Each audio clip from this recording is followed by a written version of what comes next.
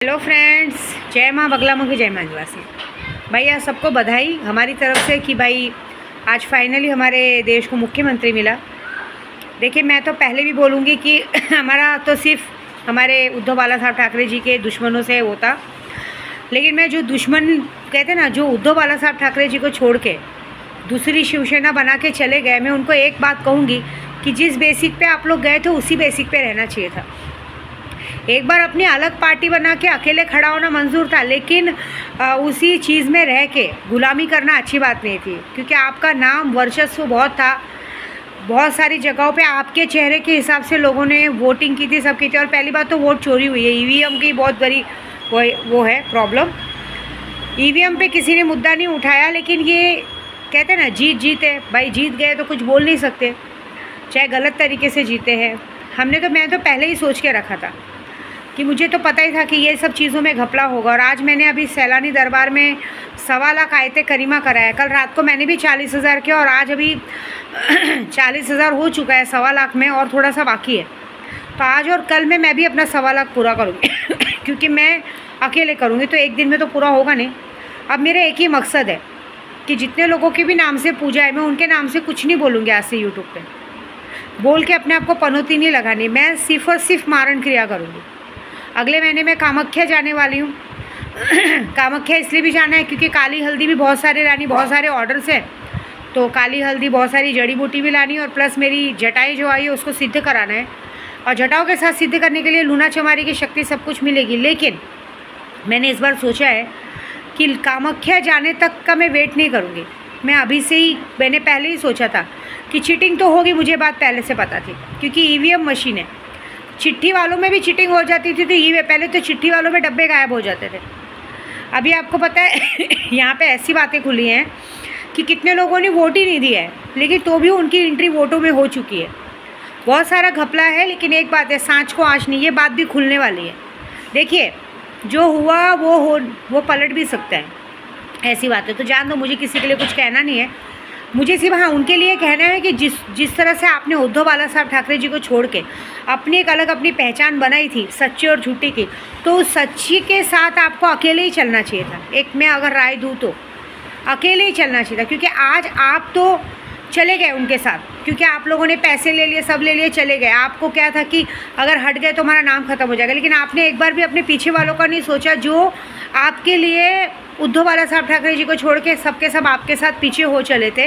आज अभी कितने लोग शर्मिंदा हो चुके हैं कि अब हम क्या करेंगे, क्योंकि आने वाले 2-4 महीनों में ये आपका पत्ता कट कर देंगे। मैं बोल रही हूँ, मैं विद्या देवी भारद्वाज गोत्रोपन्यास से मैं वाक्य सिद्धि की हूँ। मुझे मालूम है जिसके लिए आपने लोगों को छोड़ा है, वो लोग आपको थोड़े दिन में हटा देंगे, क्योंकि उनका सिर्फ मुद्दा ये था कि हमें अपनी सरकार लानी है, हमें अपने आप को करना है। समुंदर वापस लौट के आया है और बखूबी आपका यूज़ किया गया। अभी आपका काम निकल चुका है और अब जो होएगा बड़ा होगा। समझदारी तो ये होती कि ठीक है, उनकी सरकार आ गई, आपको हट जाना चाहिए था अपनी चीज़ों को लेके, और आपको अपना एक वर्चस्व बनाना चाहिए था। महाराष्ट्र में आपका नाम बहुत था, चीज़ें हो जाती थी, ठीक है, तो कोई बात नहीं। विनाश काले विरुद्ध, ऐसे भी ग्रह खराब है। दूसरी बात मैंने तो अब सोच के रखी हूँ। देखिए, आप लोग ईवीएम मशीन से वोटिंग की चोरी कर सकते हैं, लेकिन हम अघोरियों से आप ज़िंदगी की चोरी नहीं कर सकते। अगर एक अघोरी ने ठान लिया कि आपका मारण करना है तो करना है। ये कहानी गुवाहाटी से शुरू हुई थी ना, ये कहानी गुवाहाटी में ही ख़त्म होगी।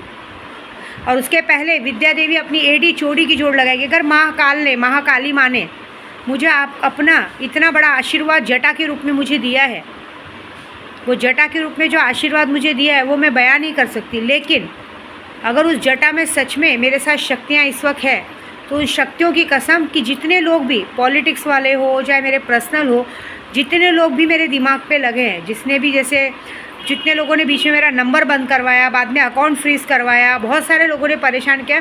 और ये खेल तब से शुरू हुआ है जब से मैंने 100 लड़कियों की शादी का ठाना। मार्च से ये खेल शुरू हुआ है और अब तक चला आ रहा है। तो ये बात पक्की, मगर एक को मैंने ऊपर नहीं पहुँचा। अब कोई माफ़ी नहीं। अब मुझे ये कुछ भी नहीं देखना है कि तुम्हारे पीछे तुम्हारे परिवार का क्या होगा, कैसे होगा, नहीं। अब तुम्हारी मौत ज़रूरी, और जब तक मैं तुम्हारी मौत ना देखूं, हम अघोरी है, हमको जब तक शमशान में सामने वाले की मौत नहीं दिखेगी मुझे बर्दाश्त नहीं है। अब जब तक, और सिर्फ तुम्हारी नहीं, तुम्हारे ख़ानदान में जितने लोग आगे की पीढ़ी चलाने वाले, उन सबकी मौत नहीं देखूंगी तब तक तो विद्या देवी पीछा नहीं छोड़ेगी। अब तुम लोगों ने मुझसे ठान ली है, ऐसी बात है। मैं गोराई में भी आज भी मैं गई थी वहाँ पे गाय को चने की दाल और गुड़ खिलाने, और मैं डेली जाऊँगी। सिर्फ मैं चने की दाल और गुड़ खिलाने नहीं जाती, ये बात याद रखना। मैं कुछ ऐसी पूजा करने वहाँ जाती हूँ कि उस रास्ते में कुछ ऐसी पूजा करके आती हूँ कि आदमी का सर्वनाश पक्का है। जो होने वाला है उसका वेट करो, और जो होगा वो भी बहुत बड़ा होगा, याद रखना, ठीक है। क्योंकि मैंने अब एक बात ठान ली है कि मैंने पूरे 2 साल मैंने उद्धव बालासाहब ठाकरे जी के लिए पूजा की थी और वो सफल भी हो गई थी। लेकिन ये आज की तारीख में जो ये सब घोटाले हो रहे हैं, मैंने सच बोलूँ ना, मैंने ज़रा भी ध्यान वहाँ नहीं दिया था। मैंने ये बात सोची नहीं थी कि ईवीएम में घपला होगा। मैंने सोचा वोट है पूरी पब्लिक को, मैंने पूरी पब्लिक को उनकी तरफ कर दिया था। यहाँ लोग मशाल पे भी वोट डाल रहे थे, लेकिन वो वोट कहीं और चले जा रहे थे। कितनी जगहों पे वोट देने नहीं दिया गया, दादागिरी हुई है। तो कोई बात नहीं, तुम सबकी दादागिरी तुम्हारे अंदर ही घुसेगी। जो तुम लोगों ने गलत काम किया है वो बहुत जल्दी पर्दाफाश होगा।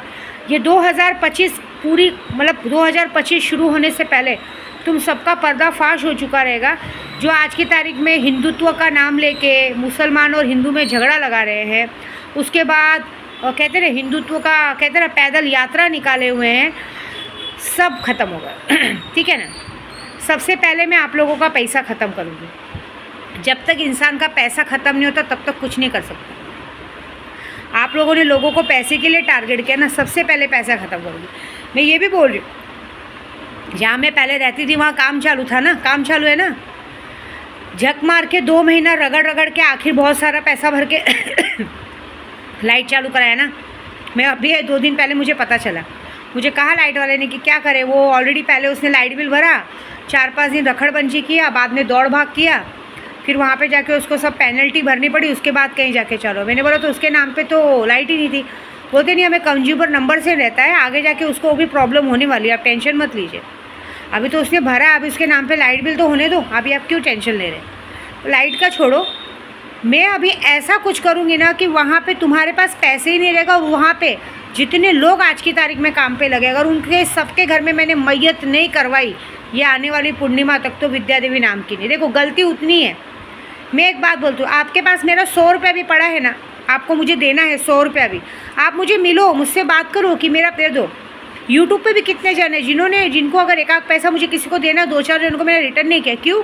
क्योंकि उन्होंने ज़बरदस्ती पहले प्यार से माँ माँ बोल के काम दिया, और उसके बाद मुझे ज़बरदस्ती पैसे के लिए गालियाँ दी। उसके बाद वो मुझे आज भी मैसेज और कॉल करते नहीं, उनको तो नहीं दूंगी। उनको तो पहले यहाँ सामने आना पड़ेगा, उस बात का जवाब देना पड़ेगा कि किस वजह से वो गालियाँ दी थी। और यहाँ पे ये गलती है कि ये बंदे को मैंने पैसा देने के बाद, जब तुम लोगों ने इतना दिन रहम दिखाया, जब तुमको पैसा देते चले जा रहे थे, तुम बराबर मुझसे व्हाट्सएप पे बात कर रहे हो, सब कुछ बात कर रहे हो। अगर तुम्हारे पास तुम्हारा पैसा कुछ निकलता है तो तुम्हें मुझसे बैठ के बात करनी चाहिए थी। मैं ज़्यादा दूर तो थी नहीं, गोराई में हो, एक गली छोड़ के दूसरी गली में हो, भागी तो नहीं। तो तुमको आके मुझसे बैठ के बात करनी चाहिए थी, ना कि ये गलती करनी चाहिए थी कि लेटर भेजो, ये भेजो, जो कि आपको भी पता है कि लेटर का हर सबूत है पेपर। और इसमें तुम्हारा साथ किसने दिया? एजेंट लोगों ने दिया। तो ये बात याद रखना, जब तक मैं तुम सबकी मौत नहीं देखूंगी, जब तक तुम सबको मैं ऊपर नहीं पहुंचाऊंगी, तब तक तुम्हारा पीछा नहीं छोड़ूंगी। जो पुलिस स्टेशन से जाना है, जो केस कोर्ट कचहरी करना है, कर लो। मैं उस बात से नहीं डरती। देखो, 1 खून के लिए भी फांसी है और 10 खून के लिए भी फांसी है, तो क्यों ना मैं तुम सबको मार के मरूँ। मेरे पीछे रोने वाला कोई नहीं, मैं मर गई तो मुझे कोई फ़र्क नहीं पड़ता, मैंने अपना सब कर दिया है। अब तुम्हारे पीछे रोने वाले जो है उनको रुलाऊंगी मैं, ये बात याद रखना। तुमने जो गलती की है उसकी सज़ा यही है कि तुम्हें ऊपर जाना है, बस, इससे बड़ा कोई नहीं। ठीक है। जय माता दी।